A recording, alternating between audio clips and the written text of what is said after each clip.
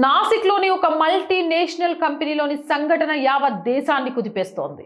ఆ కంపెనీలో పనిచేయాలంటే హిందువులు ముస్లింలుగా మారాలి, రంజాన్కి ఉపవాసాలు ఉండాలి, ఆడపిల్లలు బుర్కా ధరించాలి, మగవాళ్ళైతే నమాజ్ చేయాలి. అలాగే అక్కడ ముస్లిం మతాచారాలను పాటించకపోతే వారి మీద వివక్ష చూపిస్తారు. ఎస్, దేశవ్యాప్తంగా సంచలనాన్ని కుదిపిస్తున్న సంఘటన 7 ముస్లింలపై లైంగిక వేధింపులు మరియు మతపరమైన బలవంతపు చర్యలకు పాల్పడినందుకు 9 ఎఫ్ఐఆర్లు నమోదయ్యాయి.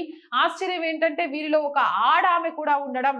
ఇందులో అందరూ టీమ్ లీడర్సే కావడం కూడా మనం గ్రహించాల్సిన అంశం. నాసిక్ పోలీసుల దర్యాప్తుల ప్రకారం ఒక మల్టీనేషనల్ కంపెనీలో దానిష్ షేక్, తౌసిఫ్ అట్టార్, రాజ్ మొమాన్, షారుఖ్ కురేషి, షఫీ షేక్ తదితరులు మహిళా ఉద్యోగులపై అనుచితంగా ప్రవర్తించారు.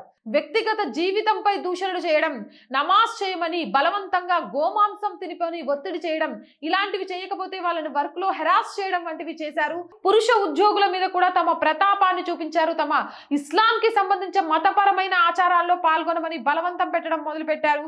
ఉద్యోగం చేయాలంటే హెచ్ఆర్లకు కంప్లైంట్ చేసినా చూసి చూడనట్టు ఉండాలి అని చెప్పడంతో ఏమీ చేయలేని పరిస్థితిలో మతం మార్పిడి జరిగిన సంఘటనలు కూడా ఉన్నాయి. బాధితులు మొత్తం 8 మందిగా ఉన్నట్టు తెలుస్తోంది. ఈ 8 మంది మహిళలు, ఒక పురుషుడు, అంటే మొత్తం 9 మందిగా ఉన్నట్టు తెలుస్తోంది. ఇంకా ఎన్ని మల్టీనేషనల్ కంపెనీలలో, ఎన్ని ఐటీ కంపెనీలలో ఇలాంటి దుర్మార్గులు ఉన్నారు అనే దానికి సంబంధించి పూర్తిగా ఒక కమిటీని, అలాగే ఒక టీంని పెట్టి కూడా వెరిఫై చేయించాల్సిన అవసరం ఉంది.